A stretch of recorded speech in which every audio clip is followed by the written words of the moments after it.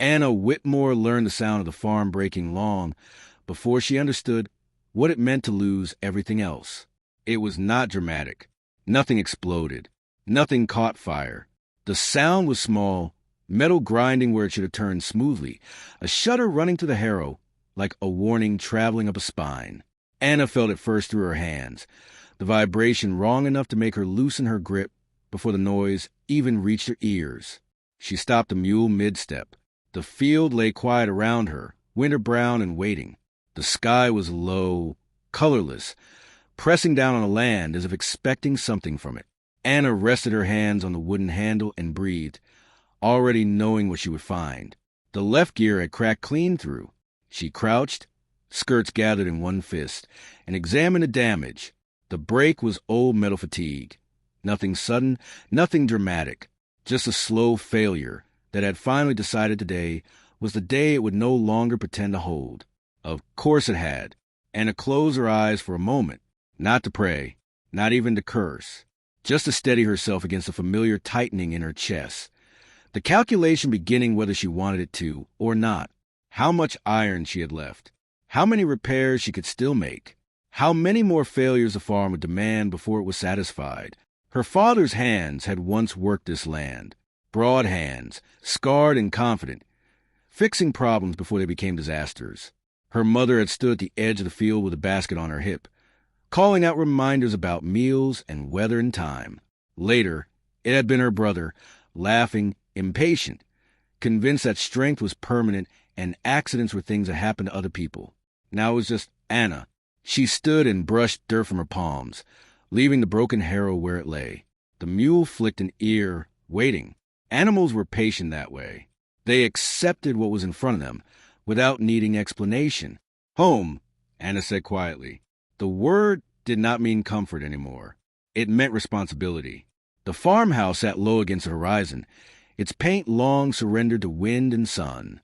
The porch sagged slightly at the far end where her brother had once promised to replace the beam next spring.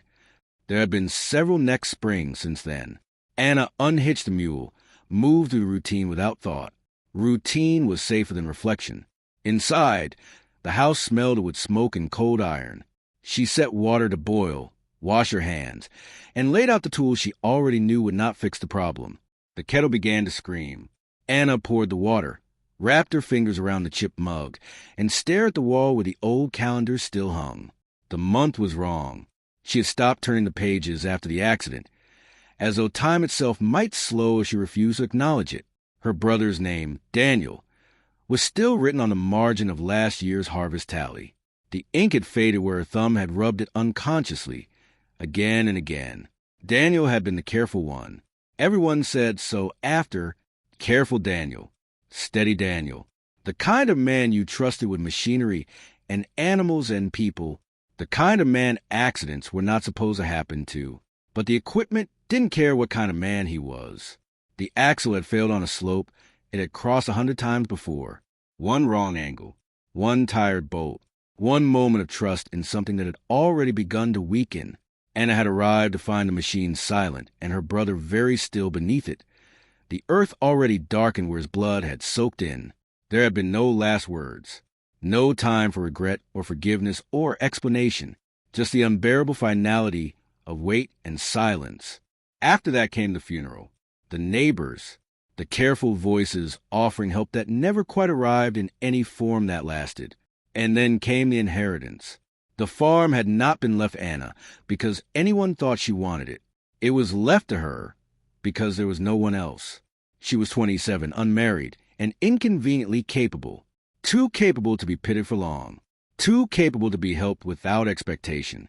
The land deeds transferred quietly, efficiently, with no ceremony. 47 acres of responsibility pressed into her hands like something she should be grateful for. Anna learned quickly what the farm demanded of a lone woman. The work did not lessen. The seasons did not soften. Machinery failed whether you were ready or not. Animals needed feeding whether grief was fresh or old. Fences collapsed under snow and time and indifference. She learned to wake before dawn. Learned to ration energy as carefully as supplies. Learned which repairs could be delayed and which would compound into catastrophe if ignored. She learned not to cry while working. That was the most important lesson. By afternoon, the sky had darkened further, the kind of gray that promised weather but not relief. Anna stood at the fence line, hammer in hand, replacing a loose board Daniel had meant to fix months ago. Each strike rang sharp and clean, echoing across the field. She did not notice Thomas Reed until the sound stopped answering her hammer. She straightened slowly. Thomas stood on the other side of the fence, hat in hand, posture careful in the way of a man who knew he was trespassing on something private. His horse waited behind him, reins loose, head lowered. Anna knew him, of course. Everyone knew everyone, even if they pretended otherwise. Thomas Reed owned the neighboring ranch to the west, smaller than hers, better maintained. He had been married once, had children. Past tense applied to all of it now. They had lost his wife and youngest son the previous winter when the river iced unevenly. A wagon, a misjudged crossing, another accident that no one could explain in a way that made it feel acceptable. 2 families broken by equipment and water and timing. Anna rested her hands on the fence rail. "Can I help you?" Thomas cleared his throat. His voice, when it came, was low and measured. "Your mule's been standing idle all afternoon.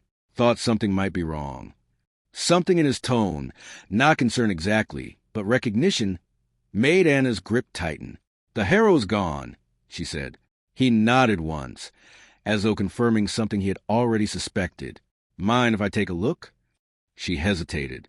The instinct to refuse came sharp and immediate. Help had a way of turning into obligation.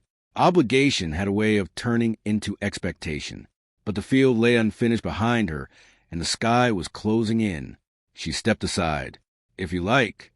Thomas crossed the fence without hurry, crouched by the broken gear, and examined it in silence. His hands were steady, practiced. He did not touch more than necessary. When he stood, his expression was grim, but unsurprised. "That crack's been there a while," he said. "Would have gone eventually." "Yes," Anna said. "It always does." He glanced at her then, really looked at her, and she felt the moment stretch.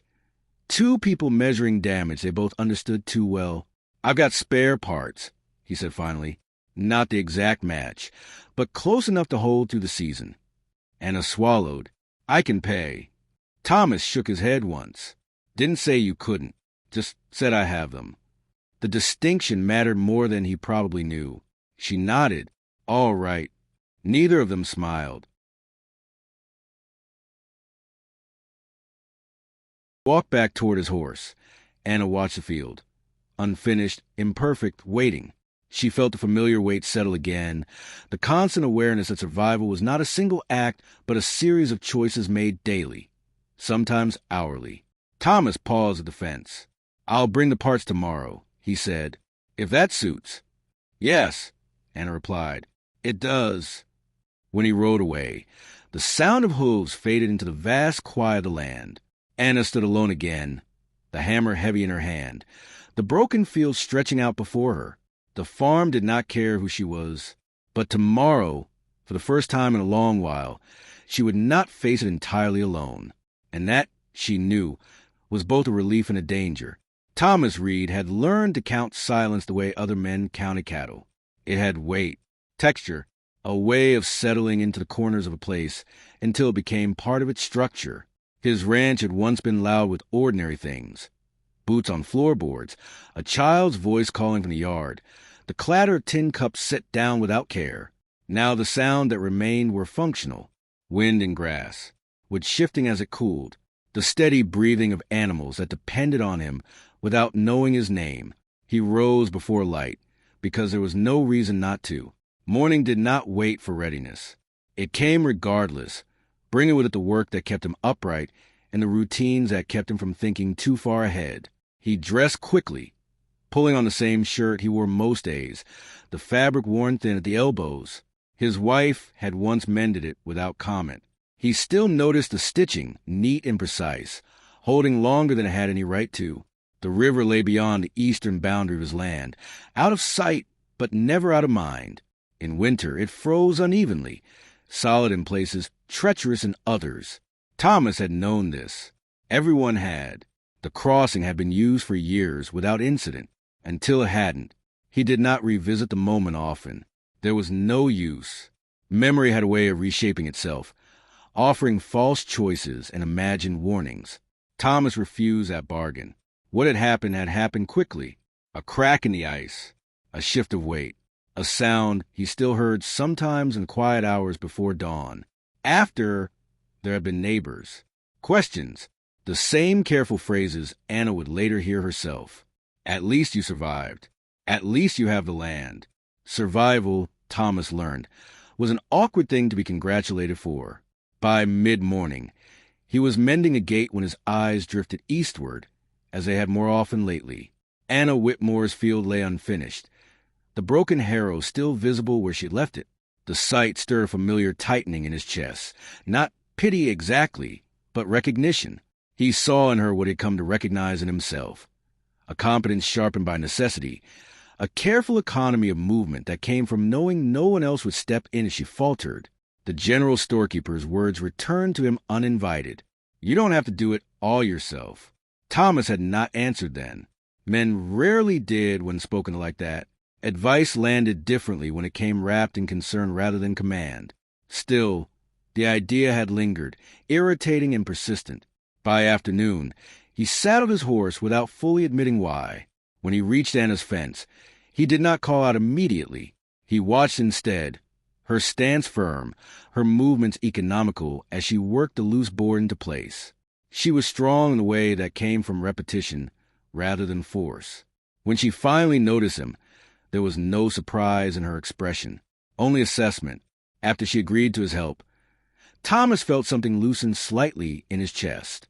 Not satisfaction, not relief, just the easing of a pressure he had not known how to name. As he rode back, he found himself thinking not of the repair he would make, but the way she had said all right, not as concession, but as decision. The town had always been small enough that nothing went unnoticed for long. Anna felt it first in the way people looked at her differently after Thomas began coming by, not unkindly, not approvingly, simply with a quiet curiosity reserved for shifts in pattern. At the general store, Mrs. Hale paused longer than usual while measuring out flour. "It's good you're not trying to manage everything alone," she said, her tone carefully neutral. Anna met her gaze. "I still am." Mrs. Hale's mouth curved faintly. "Not entirely."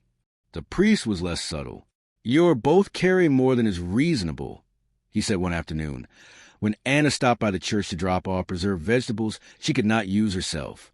"There's no virtue in exhaustion." "I'm not exhausted," Anna replied automatically. The priest smiled gently. That's rarely the first thing people admit. When Thomas heard similar words, spoken by a neighbor while they leaned against a fence watching the sky darken with oncoming weather, he found himself less resistant than he might once have been. "Two good farms don't fail separately," the man said. "They fail because no one's willing to ask for help." Thomas said nothing, but later, as he prepared the spare parts he had promised, he worked more carefully than usual, testing each piece twice. If he was going to offer help, it would be help that held. Thomas arrived early the next morning, the spare parts wrapped in oilcloth and tied carefully behind his saddle. Anna was already in the field. They worked without ceremony, kneeling side by side in the dirt, the broken harrow between them. Thomas showed her where the replacement would hold and where it would not, explaining the limitations without condescension. Anna listened closely, asked precise questions, and absorbed the information quickly. There was no false humility in her attention, only focus. When the repair was finished, Thomas stepped back and wiped his hands on his trousers. "It won't last forever," he said. "Nothing does," Anna replied. She tested the equipment herself, nodding once when it moved smoothly. For a moment, neither spoke. The work complete, the space between them felt suddenly visible. "I'll keep track," Anna said. "What I owe you." Thomas shook his head. "We'll settle it in work if we have to." She looked at him then, surprised. "That's not how these things usually go." "No," he agreed. "It isn't." Something unspoken passed between them. Not gratitude, not obligation, but an understanding that what they were doing existed outside ordinary transaction. As Thomas mounted his horse, Anna stood watching, her hands resting lightly on the handle of the repaired harrow. The farm was still hers. The work was still heavy.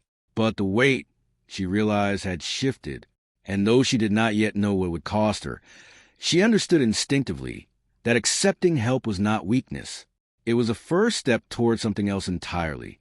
After that morning, Thomas's visits became expected rather than remarked upon. He arrived with tools when needed, and without them when they were not. Sometimes he worked the western edge of Anna's fields while she tended the eastern side, close enough to speak, without raising their voices. Sometimes they worked together in silence, their movements aligning without instruction. Anna noticed how quickly the days began to organize themselves around this shared labor. No longer felt the constant need to measure her strength against exhaustion. There was space now for thought, for planning, for the small mercies of stopping before dusk instead of long after it. The work was still demanding, but it no longer felt punishing. Meals followed naturally. At first, they ate separately, calling an end of day with a nod and a word about tomorrow's weather. But habits softened into ease, and soon Thomas found himself sitting on the porch steps with a tin plate balanced on his knee, Anna beside him, the house warm behind them. They spoke of practical things, of yields, of which fields might recover with rest, of what could wait and what could not. Occasionally, conversation drifted elsewhere into stories of childhood, of work learned early, of skills inherited and lost. These moments were brief and never pressed, but Anna felt their weight linger after the words themselves faded. When Thomas left in the evenings, Anna watched until he disappeared beyond the rise. She told herself she was gauging daylight, or weather, or time. She did not lie well to herself anymore. One arrived quietly, without permission. Anna recognized it first not as desire, but as interruption. She found her thoughts wandering during tasks that once demanded full attention. Found herself listening for Thomas's approach before she admitted she was waiting. She did not allow herself to imagine beyond what was already happening. Wanting had consequences. Wanting invited loss. Thomas, too, felt the pull sharpen into something unmistakable. He noticed the way Anna's hair slipped loose from its pin by afternoon, the smudge of dirt at her wrist, the concentration in her expression when she worked through a problem. These details lodged themselves in his mind without effort. He did not act on them. Desire, he had learned, was dangerous when left unchecked. It made promises it could not always keep. Instead, he chose restraint, chose to keep their work clean, their words measured, their distance respectful even as it narrowed. They spoke often, they touched rarely, and in that careful balance, something deepened rather than diminished. The storm came in fast. The sky darkened by mid-afternoon, the wind shifting sharply, carrying the smell of rain and something colder beneath it. Anna and Thomas exchanged a look across the field. No discussion needed. They worked with urgency, securing what they could, moving animals, reinforcing weak points that had gone unnoticed until now. Rain began as a fine mist and quickly turned heavy, soaking through clothes and resolve alike. As night fell, the storm worsened. They sheltered briefly in the barn, breath visible in the cold air, bodies close enough now that separation felt impractical. The wind howled outside, rattling the structure with insistent force. Thomas braced the door, while Anna secured the latch, their movements tight and efficient. When the barn finally held, they stood facing one another, chests rising and falling in unison. "I don't want to lose this," Thomas said suddenly. The words surprised him as much as they did her. Anna looked at him, really looked, and understood that he meant more than the land, more than the work. "Neither do I," she said. They stood close enough that she could feel the warmth of him through damp wool, close enough that restraint became a conscious choice rather than habit. The storm raged on. They did not move. Dawn revealed damage, but not ruin. Fences leaned where they had once stood straight. A section of field lay flattened, work undone. But the animals were safe. The house stood. The barn had held. Anna and Thomas sat on the porch steps afterward, wrapped in blankets, exhaustion pressing down on them both. Neither spoke at first. Words felt unnecessary, inadequate. Eventually, Anna said, "It would have been worse alone." "Yes," Thomas agreed. "It would have." The truth of it settled between them, heavy and undeniable. Pooling resources was no longer an abstract idea. It was a practical conclusion, drawn from experience rather than theory. Working together had not weakened either of them. It had steadied them both. Thomas stood when the coal became too much, offering his hand without comment. Anna accepted, her fingers closing around his with quiet certainty. "We should talk," she said. "Yes," he replied. "We should." The storm had passed, but the life they were building, carefully, deliberately, had only just begun. They chose to speak indoors. Not because the house was warmer, though it was, but because some conversations required walls, required a table between two people, something solid to rest hands upon when words began to carry weight.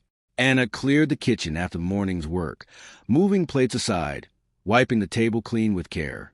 Thomas watched without comment, aware that this was not tidying but preparation. When she sat, she did so squarely, her posture composed in a way that reminded him she had been raised to take responsibility seriously. "I've been keeping figures," she said. She opened her ledger, pages worn soft from use, columns neat and precise. She spoke of costs first, repairs needed, supplies running low, the margin by which one bad season could undo months of careful effort. Her voice did not waver. She did not dramatize. She trusted the facts to speak for themselves. Thomas listened, nodding occasionally, asking questions when clarity was needed. When it was his turn, he spoke of his own land, its strengths and limitations, the places where it could carry more and the places where it could not. Together, they began to see what neither could have fully imagined alone. One set of fields rested while the other worked. Equipment shared reduced strain. Labor balance meant fewer mistakes born of exhaustion. What had once been two fragile efforts could become one steady enterprise. "It makes sense," Anna said finally. "Yes," Thomas agreed. "It does." There was a pause then, the practical ground covered, the unspoken rising quietly between them. "This wouldn't just be business," Anna said. "No," Thomas replied. "It wouldn't." They did not look away. Attraction was acknowledged, not indulged, not denied. It sat between them like another fact to be accounted for, neither of them pretending it was not there. "I won't pretend I don't feel it," Thomas said carefully, "but I won't let it make this careless." Anna felt something loosen in her chest. "Nor will I." Trust, she realized, was forming not through promises, but through restraint freely chosen. They spoke until the light shifted, the kitchen dimming as afternoon edged toward evening. When Thomas finally stood to leave, nothing had been decided fully, and yet everything felt altered. At the door, he paused. "Whatever we do," he said, "I want it to be done cleanly." Anna nodded. "So do I." After he left, she remained at the table, fingers resting on the ledger. The figures no longer felt like a burden alone. They were part of something forming, carefully, deliberately, like a structure raised piece by piece, meant to last. For the first time since inheriting the farm, Anna allowed herself to imagine not just survival, but continuity. And that, she knew, was the most dangerous hope of all. Not speak of marriage immediately. For several days after their conversation at the kitchen table, they returned to work as usual. If anything, they were more careful with one another, voices measured, movements deliberate, the space between them respected with new awareness. The attraction they had acknowledged did not recede, but it did not advance either. It waited. It was Thomas who spoke first. They were mending a section of fence late in the afternoon, the sun already lowering, the light softening the edges of the land. He drove a post into ground, tested it once, then rested his weight on the handle of the hammer. "There is a way forward," he said, not looking at her. "One that would make things simpler." Anna continued tying wire, though her hand slowed. "Go on." "Marriage," Thomas said. The word landed without ornament. Not for romance. For standing. For clarity. Anna straightened, the wire loose in her hands. She studied him carefully, noting the absence of hesitation in his posture, the seriousness with which he offered the thought. "It would protect the work," he continued. "The land. It would give us legitimacy in the eyes of people who already assume more than they should." Anna considered this. Marriage would settle questions before they were asked. It would prevent interference, quiet speculation, and allow them to move freely in their plans without explanation or defense. It would make pooling resources lawful and unquestioned. It would also change everything. If we did this, Anna said slowly, it would need to be deliberate. Yes. Separate rooms. She said it once, at least at first. Of course. No assumptions, she added. No expectation that this solves what we haven't yet chosen. Thomas met her gaze fully now. I would never ask that. They stood in silence, the fence between them half-finished, the land stretching out in all directions, patient, indifferent waiting. This would not be an ending, Anna said. Only a framework. Thomas nodded. Shelter, he said. Nothing more, unless we both decide otherwise. The word stayed with her. Shelter. That evening, Anna sat alone at her table long after dark, the lamp casting a small circle of light over the ledger she did not open. Marriage had always been presented to her as culmination, a reward, an arrival, a thing built on love already spoken. This would be different. This would be chosen not because she needed saving, nor because she was carried away by feeling, but because it allowed life to continue without constant strain, because it created room. When Thomas came the next morning, she did not delay. I've thought about it, she said, and I agree. The community accepted the news with a quiet inevitability.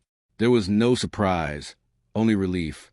Mrs. Hale brought linens she had been saving. The storekeeper set aside supplies without being asked. The priest nodded once, as though this had been unfolding for some time. The wedding was small. They stood together in the church, hands joined, vows spoken plainly. There was no mention of passion or promise beyond care and endurance. When Thomas placed a ring on Anna's finger, his touch was steady, respectful. They were married by afternoon. By evening, they returned to a house that was now theirs, together, but still apart. Anna showed Thomas the room that would be his, simple and spare. He thanked her quietly. They wished each other good night with the careful courtesy of two people who understood the gravity of what they had done. Alone in her room, Anna lay awake listening to the familiar sounds of the house. Only now they were shared. Marriage had given them structure, legitimacy, room to breathe. Love, she knew, would have to find its own time. And for now, that was enough. Marriage changed the house before it changed them. The rooms held differently now. Sounds carried farther. Footsteps were no longer singular. Anna found herself listening for Thomas without meaning to. His door opening in the morning, the pause before he entered the kitchen, the quiet presence of another person moving through familiar space. They were careful, too careful, perhaps. They ate together most evenings, conversations steady and practical. They spoke of the land, of weather, of plans already forming for the coming season. When silence settled, it was not uncomfortable, but it was attentive, as though both were aware of something held just beyond reach. At night, they parted politely. Anna returned to her room, closing the door softly, aware of the distance she had agreed to and the weight of it pressing more heavily now than before. Marriage had removed uncertainty, but sharpened proximity. The wanting she had kept contained grew harder to ignore when separation became a matter of choice rather than circumstance. Thomas felt it too. He lay awake listening to the house settle, aware of Anna's presence down the hall in a way that was impossible to escape. He had not expected restraint to become more difficult after marriage, had believed that clarity would quiet desire. Instead, it clarified it. Several nights passed this way, the quiet thickening, until it pressed against something neither could dismiss. It was Anna who spoke first. She was sitting at the table late one evening, the lamp lit low, her hands wrapped around a mug long gone cold. Thomas paused in the doorway when he saw her, reading the tension in her posture. I thought this would feel easier, she said, not looking up. Thomas crossed the room slowly and sat opposite her. So did I. She lifted her gaze then, and the vulnerability there surprised them both. I am tired of being alone, she said simply, and I am afraid of wanting more than what we agreed to. Thomas did not answer at once. He reached across the table, resting his hand near hers without touching. I am afraid, too, he said. Afraid that if I let myself want, I will lose again. Anna's breath caught, not sharply but deeply, I don't want to live as though loss is inevitable. Neither did he when Thomas finally took her hand. The contact was gentle, intentional. Anna did not pull away. She turned her palm upward, allowing the connection fully. The choice, when it came, felt quiet rather than dramatic. They moved together without haste, speaking little, their actions guided by care rather than urgency. When they reached his room, Anna paused only once, long enough to look at him, to be certain. "Yes," she said. The word carried more weight than any vow. What followed was tender and unguarded, shaped by trust rather than hunger. They learned one another slowly, attentively, the way people do when they understand that intimacy is not conquest but recognition. After, they lay together in the quiet, the house holding them both without judgment. "I love you," Thomas said finally, the word spoken not as revelation, but as truth long known. Anna closed her eyes, relief washing through her. "I know," she said. "I do too." That night, the separate rooms became irrelevant, and what they had built deliberately, through restraint, through choice, finally allowed itself to become whole.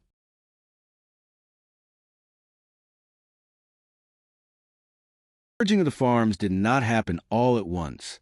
It began with small, almost unremarkable decisions. One field left fallow, while the other was worked more heavily. Equipment moved across what had once been a boundary, without hesitation. Fences were repaired where they were still needed, and quietly dismantled where they were not. The land adjusted, as land always does. Anna found herself working beside Thomas with an ease that still surprised her. Decisions were no longer carried alone. When she hesitated, he noticed. When he tired, she stepped in without being asked. The rhythm they had learned through necessity deepened into something smoother, more confident. They spoke openly now, not just of work, but of intention, of what they wanted the ranch to become, of how much they were willing to risk, of what it meant to build something meant to last beyond their own hands. Evenings grew gentler. They returned to house together, boots left by the door, coats hung without ceremony. Meals were shared at the table where so many careful conversations had taken place, now softened by familiarity. Sometimes they spoke. Sometimes they sat in silence that felt companionable rather than strained. At night, Anna slept without listening for emptiness. Thomas slept without bracing for absence. The fence came down in late spring. It was not an event. There was no announcement, no pause to mark the moment. One morning, Thomas removed the remaining posts while Anna cleared the ground beneath them. By afternoon, the land lay open, uninterrupted. Its shape altered in a way that felt inevitable rather than dramatic. They stood together at the edge of the field, surveying the work. "It looks different," Anna said. "Yes," Thomas replied. "Better." Prosperity followed, not quickly, not extravagantly, but steadily. The ranch began to support itself with room to spare. They hired help when needed, paid fairly, and earned a reputation for quiet reliability. The community took notice, not with envy but with trust. Anna sometimes caught herself watching Thomas as he worked, struck by the simple fact of his presence. Solid, familiar, chosen. Love, she realized, did not feel like the absence of fear. It felt like the willingness to continue despite it. One evening, as dusk settled over the fields, they stood together where the fence had once divided their land. The sky stretched wide above them, the earth beneath their feet firm and known. "We did this," Anna said softly. "Yes," Thomas answered, his hand finding hers. Together. The land did not belong to either of them alone anymore. It belonged to the life they had built, carefully, deliberately, and at last, without restraint. And that, Anna knew, was enough. Prosperity did not announce itself. It arrived the way most lasting things did, quietly, through accumulation, a season without loss, equipment that held longer than expected, fields that answered care with steadiness rather than resistance. Anna kept her ledger still, but the numbers no longer felt like a threat waiting to reveal itself. They became markers of possibility instead, what might be repaired, what might be expanded, what could finally be planned rather than merely endured. Thomas began to think further ahead than he ever had before, not just to the next storm or the next harvest, but to the years beyond. He found himself imagining the ranch as something that could outlast them both. Not as legacy, exactly, but as proof that survival could become more than persistence. They hired help during the busiest months. 2 hands at first, then 3, people who worked steadily and stayed. The ranch became known not for ambition, but for fairness. Work done cleanly, pay given on time. No unnecessary words. The community shifted around them. Neighbors stopped by without pretext. Advice was asked rather than offered. Children appeared in the summers, sent with instructions to stay out of the way, and inevitably failing to do so. Anna found herself laughing more easily, the sound still unfamiliar, but no longer surprising. One evening, after the last of the workers had gone, Anna and Thomas sat on the porch watching the light fade. "I didn't know it could be like this," Anna said. "Neither did I," Thomas replied. They sat shoulder to shoulder, the closeness unremarkable now. Love had stopped demanding attention. It simply existed, woven into the hours. Time softened the sharp edges of memory. Anna no longer measured her life by what had been lost, but by what had been built since. Her parents' absence remained, as did Daniel's, but their presence lingered too, in a habit she kept, the standard she refused to lower, the way she held herself accountable without cruelty now. Thomas still remembered the sound of ice breaking, but it no longer followed him into every quiet moment. He could stand near the river without bracing himself. He could watch children run across the fields and feel something like peace rather than fear. The ranch stood solid beneath them both. The house held warmth easily now, shaped by use and care. Tools hung where they belonged, paths worn smooth by repetition. The land bore marks of intention rather than desperation. One late afternoon, as the sun dipped low and the field settled into shadow, Anna and Thomas walked the perimeter together. Not to inspect, not a plan, but simply to be present. They stopped where the fence had once stood. Nothing marked the place now. No scar remained, only open ground, the grass grown back thick and even. Anna reached for Thomas's hand, her fingers fitting into his without thought. "This is where it began," she said. "Yes," he answered, "and where it continues." They stood together as evening gathered, the land stretching wide before them. No longer divided, no longer uncertain. What they had built was not perfect. It had required loss, patience, and choice made again and again. But it was real, and it was theirs.